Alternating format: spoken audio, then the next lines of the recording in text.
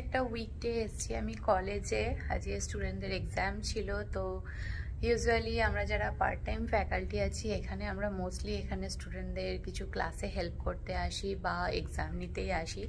তো হয়ে গেছে, আমরা আজকে সাইন আপ করেছিলাম 4 ঘন্টার জন্য, বাট 2 ঘন্টার মধ্যেই সমস্ত কিছু কমপ্লিট, কারণ আমরা আজকে বেশ কয়েকজন ফ্যাকাল্টি ছিলাম। আর বেরোনোর সময় নিয়ে নিলাম একটু স্ন্যাক্স। এখানে অফিসগুলোতে ফ্রিতে স্ন্যাক্স পাওয়া যায়, মানে আর কি ফ্রি স্ন্যাক্স থাকে ফ্যাকাল্টিদের জন্য। তো এখন স্ন্যাক্স নিয়ে নিয়েছি, বাড়ি যাচ্ছি।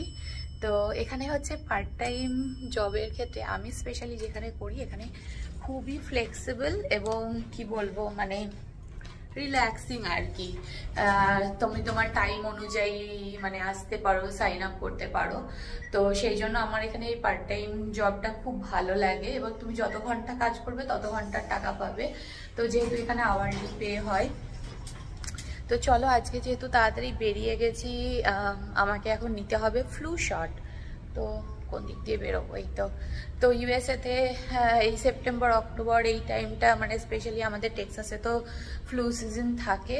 তো ম্যান্ডেটরি ফ্লু শট নিতে হয়, যেহেতু আমি হসপিটাল এবং মানে কলেজ দুটোই করি, প্লাস স্টুডেন্টদের নিয়েও আমি ক্লিনিক্যালে যাই। তো সেই জন্য আমাদের ক্ষেত্রে specially flu shot mandatory, every year mandatory আমাকে নিতেই হবে, আদারওয়াইজ আমি ক্লিনিক্যালে যেতে পারবো না।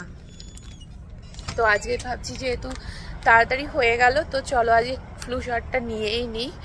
আর চলো তাড়াতাড়ি বাড়ি যাওয়ার মজাই আলাদা। বাড়ি যাই ফ্লু শট নিয়ে।